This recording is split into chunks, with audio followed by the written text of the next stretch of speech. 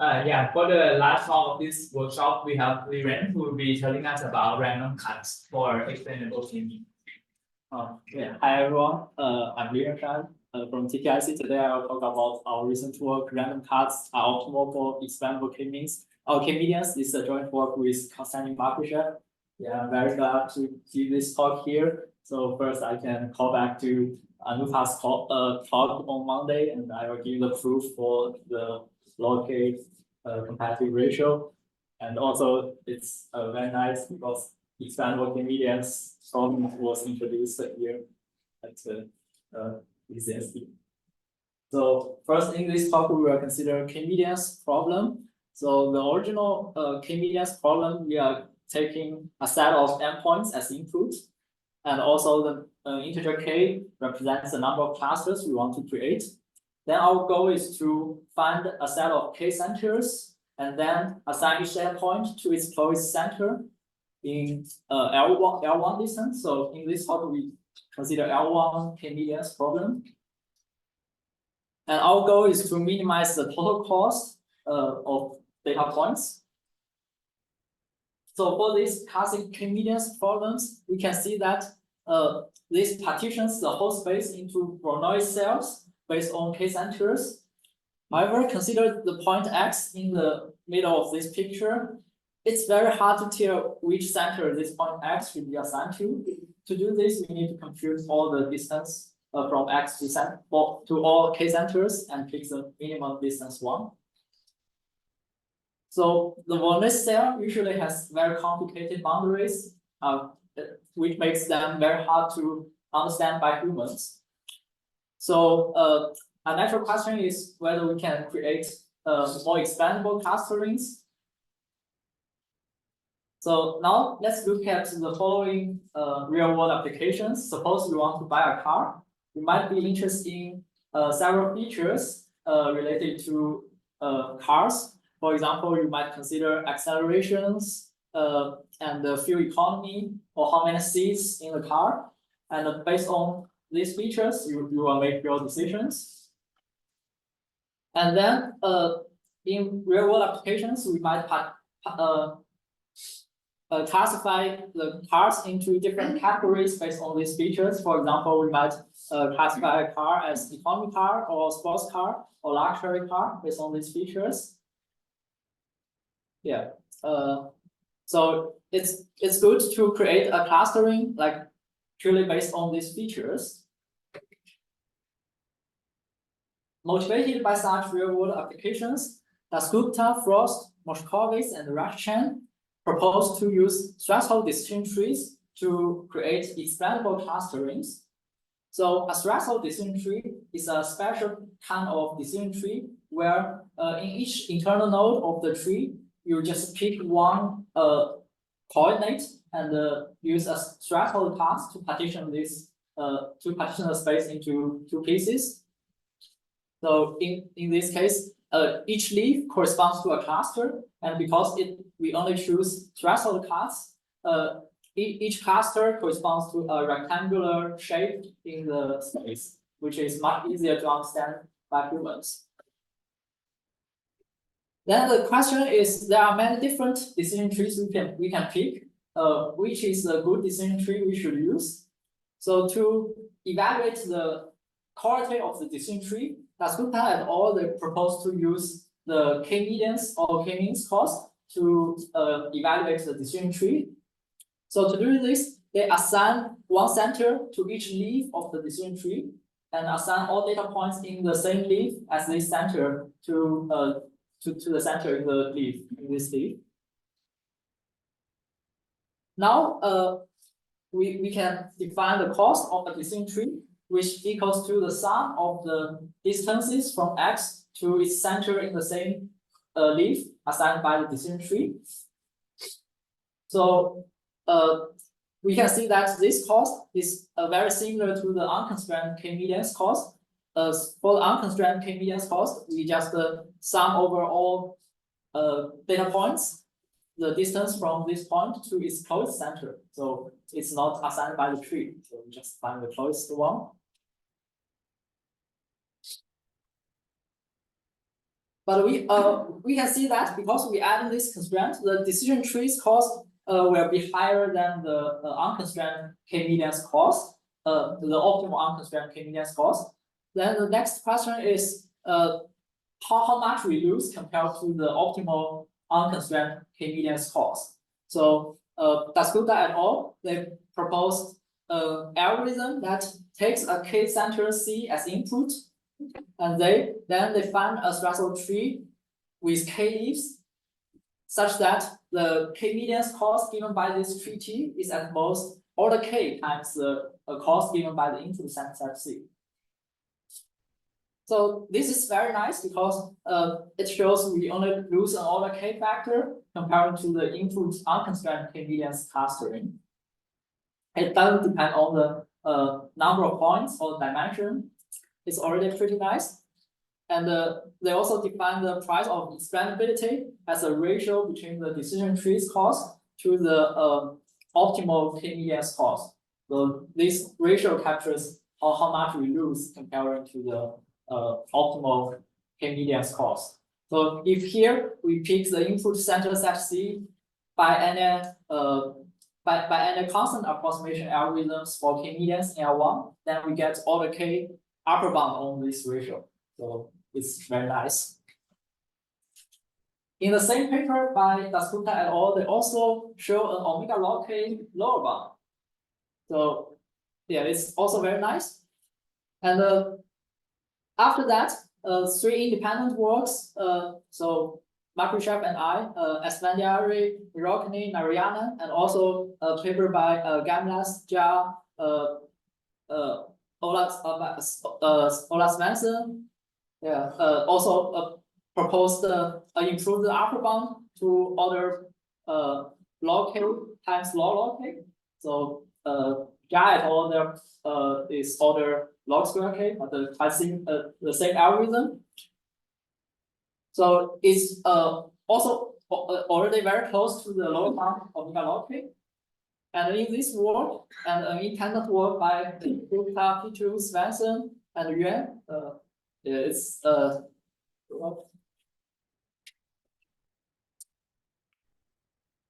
move it here. We get exactly matching upper bound of the log k. So Gupta et al. Their bound, in terms of the competitive ratio is tighter than us. We will see in the proof. So the good thing is these 3 papers, Makarychev and I, Esfandiari, Mirokny, Narayanan, Gamlas, Jia, Pollack, and Svensson introduced a very simple, very easy to implement algorithm called random coordinate cut. So what this algorithm do is, so first, it started from the one root, contains all centers and all data points. And then it rapidly partitioned this root into a decision tree. So in each iteration, it just uniform at random samples a threshold cut. And then split each leaf by this cut if this cut separates any 2 centers in this leaf. So this algorithm is not a very efficient one, but in practice, you can first generate the region that will separate centers and only sample cuts from the feasible regions in some sense. And that one is the very efficient one. But for analysis, we just consider this algorithm, okay? And we will sample a second cut and separate the rest two centers, and we get the decision tree. And we assign the points to the center in the same leaf.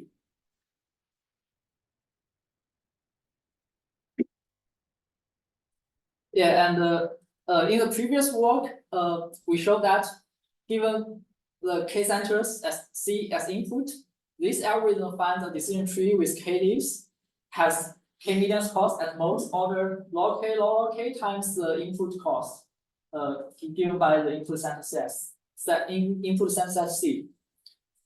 And in this work, we show that we improved the competitive ratio to the input center set C's cost to 2 log k plus 2. And the independent work group et al. They improved they get better competitive ratio log k, basically all the log k. Basically log k. Yeah. So removed this 2 factor. So it's that one is exactly tied with the lower bound. So next I will show you the proof to get this 2 log k plus 2 a competitive ratio. So how we do that? So we introduce a game called set elimination game to mimic this random coordinate cut algorithm. So consider in the random coordinate cut, we have all k centers C1, C2, C3 included in these purple regions. Okay.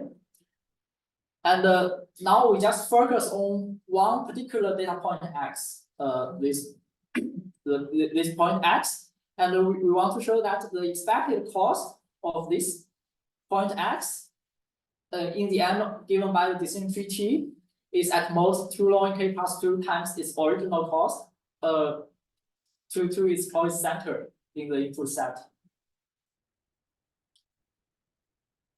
And then we draw the 3 in this picture 3 rectangles. Each rectangle contains just this point x and one center ci. So any thrust of the cut intersect with this rectangle will separate this point x with this center ci, right? Okay.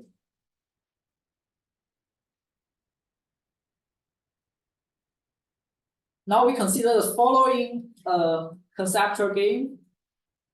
We have the finite measure space omega mu. So mu here is introduced. It is induced by the L1 metric. So we have a finite measure space, and then we have k sets, subsets of this space omega S1 to Sk. Each Si will correspond to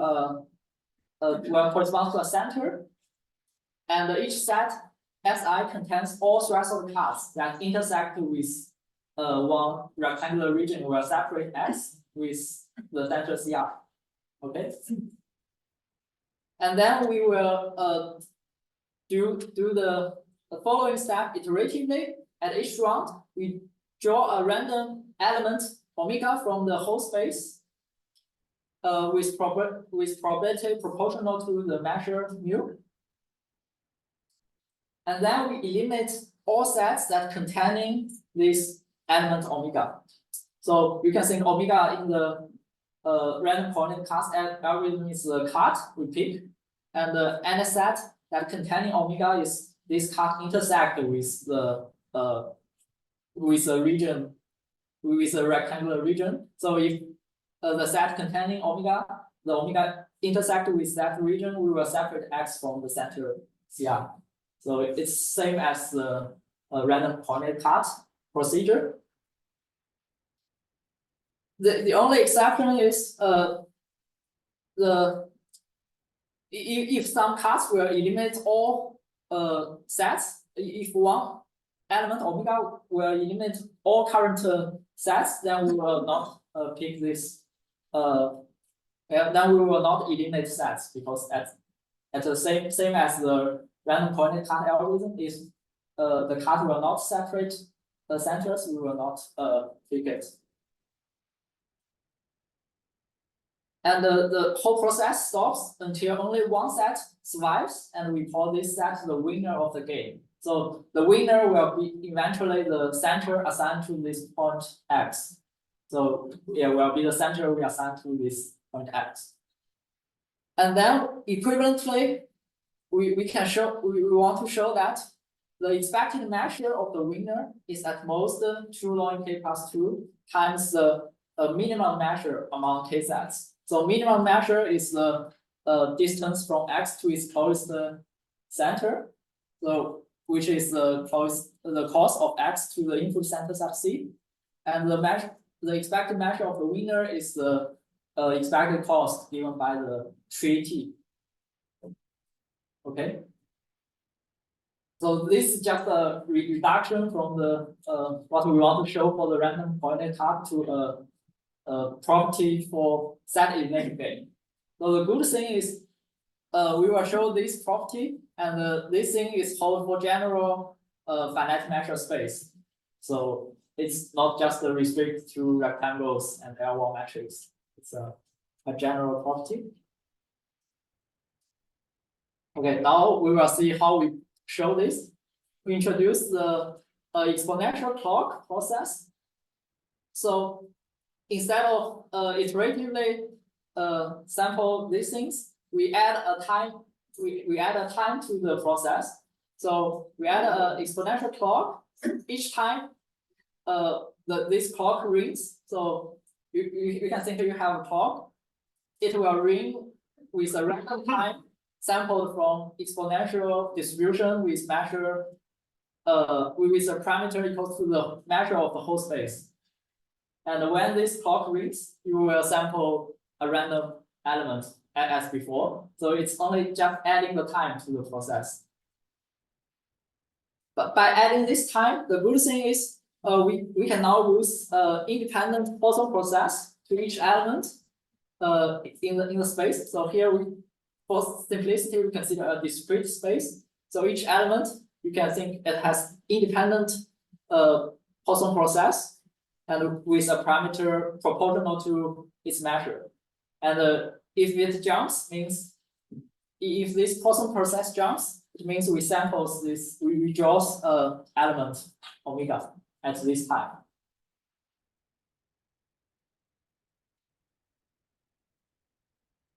Okay, and the good thing for the Poisson process is if you have two independent Poisson process, you add them up, it's still a Poisson process. So for each disjoint region, so we can see S1 to Sk might overlap with each other, but for each disjoint region in the space, it has an independent Poisson process. So it makes us the analysis much easier.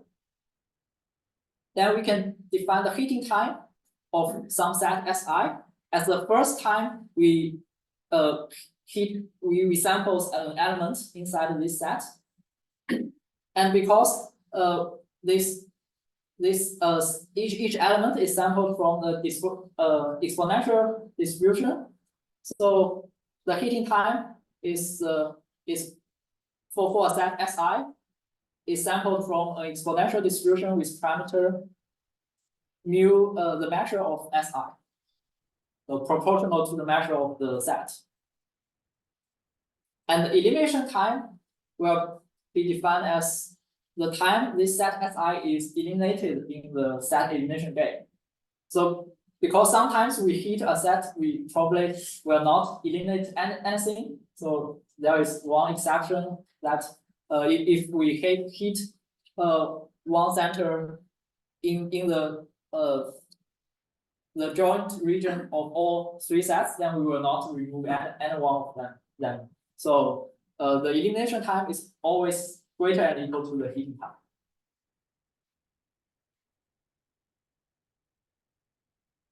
So now let's consider a special case where the minimum set is S1, and S1 is disjoint with other sets Si. Okay, so if S1 is the winner of the game, it's good for us because S1 is the core, is the center basically. And if S1 wins, we are good. We didn't pay anything. Now let's consider if the winner is in the rest set from S2 to Sk. We divide it into two cases. One is called the surprise set. So the surprise set is defined as follows: the elimination time of some set Si. So Si is called a surprise set if its elimination time is greater than the heating time of S1 and greater than log k over mu, the measure of Si. Why this is called a surprise set? Because this event happens with a very small probability. Why this case? So let me remind you. So the heating time of each set Si is it is from an exponential distribution with parameter mu Si. So the expected heating time for the Si is 1 over the measure of Si. So this is from the exponential distribution, the property. Now let's look at the definition of surprise set. So suppose mu Si is very large comparing to the set S1, so which means center Ci is very far from X.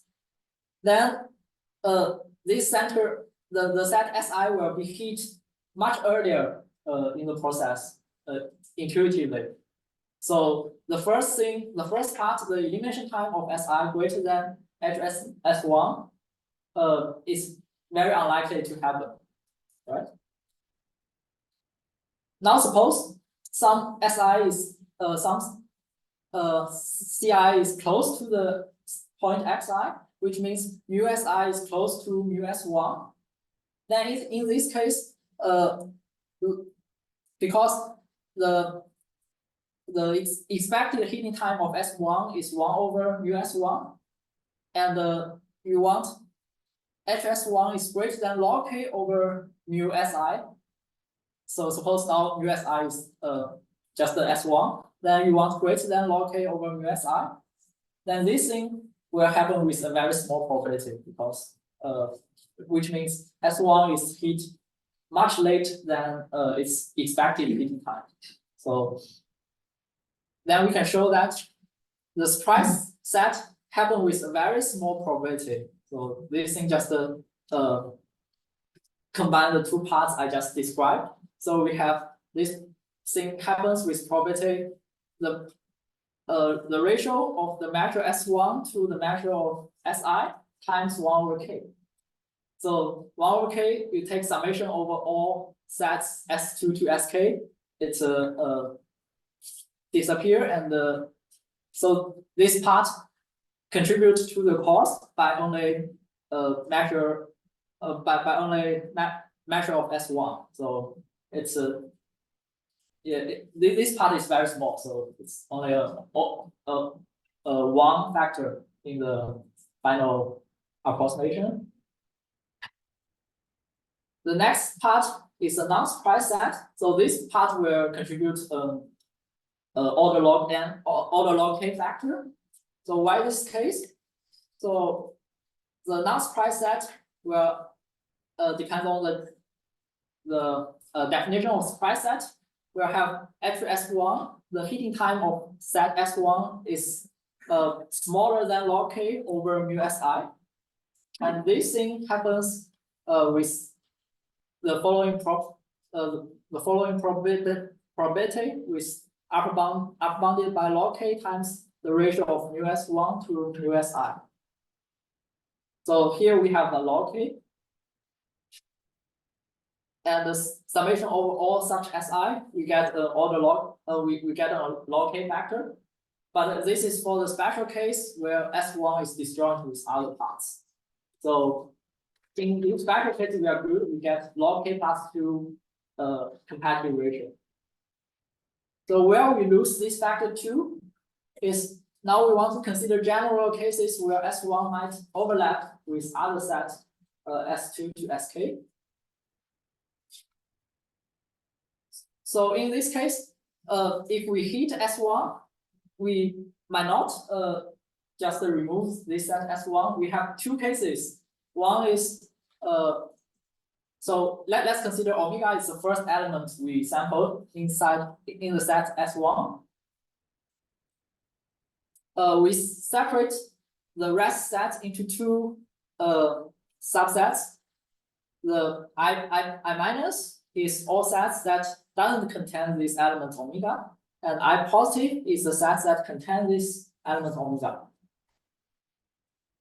So we will have two cases. One is the process when we heat this element omega, we already removed all sets in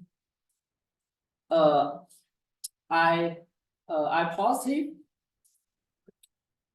Then we can just then we can just remove this as S1 and only have the winner from the negative part. And other case is the positive is not all removed, then we will not remove anything.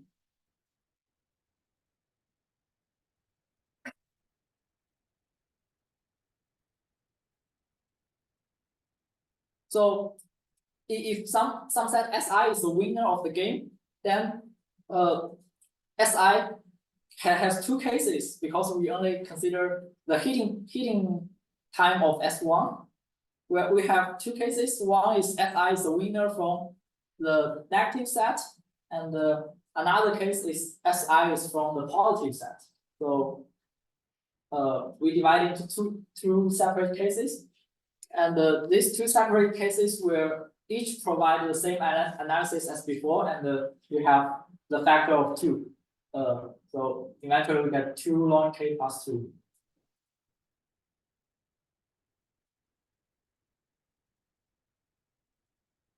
Okay. Now, I will discuss the paper, the work by Gupta, P2, Svensson, and Liren. So they show that this random coordinate cut algorithm actually gets 1 plus the hk minus 1. Hk minus 1 is a harmonic sequence sum approximation, competitive ratio, basically.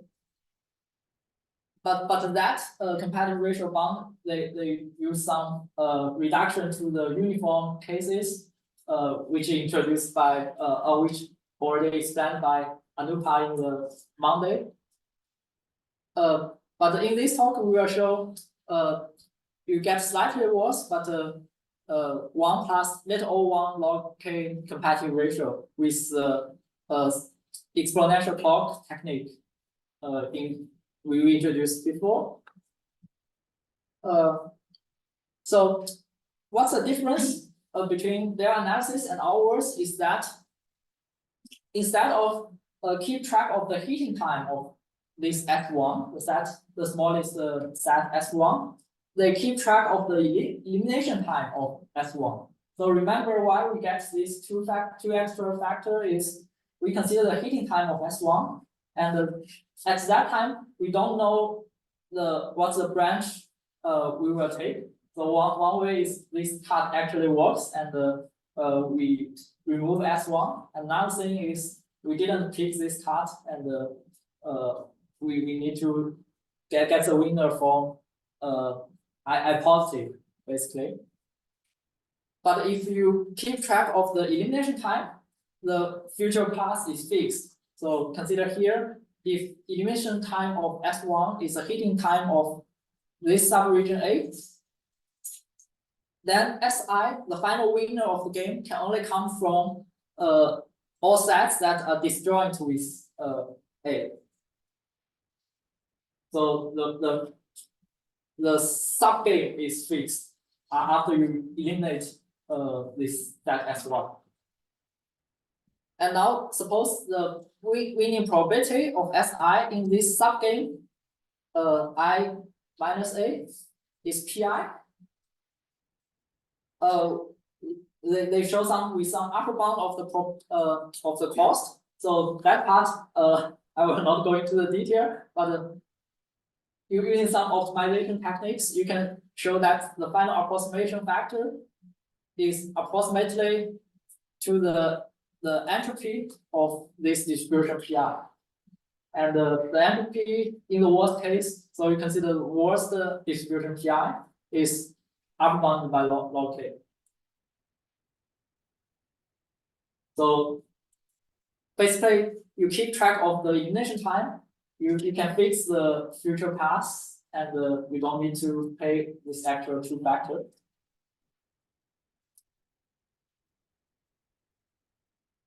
Okay, so to conclude, the expandable clustering is easy to understand, and the random coordinate cuts is optimal for expandable k-medians. And for k-medians, the price of expandability is order log k, and it's tight. So in the end, I want to introduce several recent works and open problems related to the expandable clustering. So the first is by Liren, Martinho, and Oliveira. They propose to use a shallow decision tree to describe clusters. So in current random coordinate class algorithm, the final decision tree has KDs, and in the worst case, the depth of the tree might be K. So if K is large, you can imagine you need to make a lot of decisions to reach the end cluster. And that for that cluster, the explanation may not be easy to understand. So they want to reduce the depth of the tree such that all clusters has a simple explanation. However, the recent work by Dan Gava, Karthik, Patel, and Srinivasan, they provide an impossibility result of this depth reduction with KDs for the threshold tree. So the worst case, the instance is look like a wheel. So you have one central cluster and it's surrounded by other clusters. So it's like a wheel or flower. And then the best way you can do is you can only peer the boundary clusters one by one. And there is eventually you get a capital decision tree. So you have very large depths K.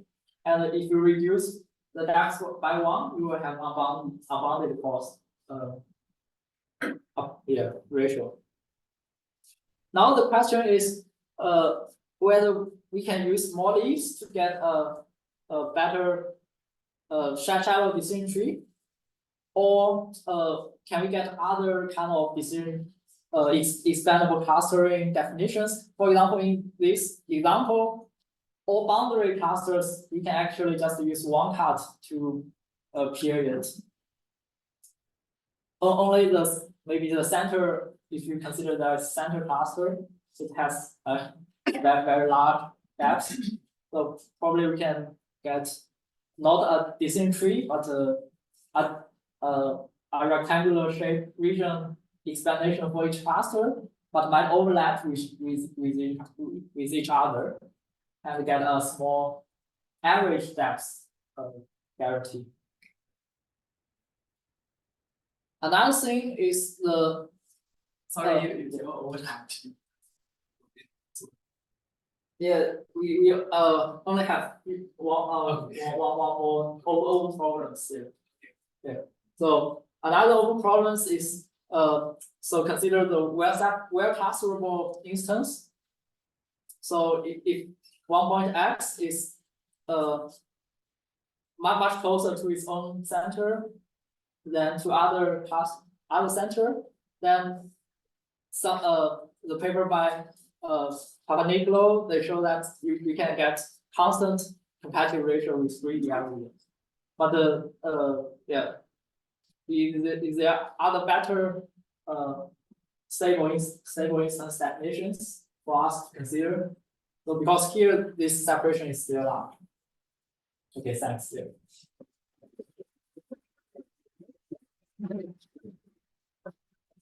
Okay, so that's the last part of the workshop. So let's thank Liren and all the speakers again. Yeah, and finally, I want to give a shout out to the other organizers. So even though I'm one of the organizers, I did barely anything. So shout out to Karthik, Chris, you, and also. Yeah, and also thank you to Bana and the local staff that helped make this happen. Thank you.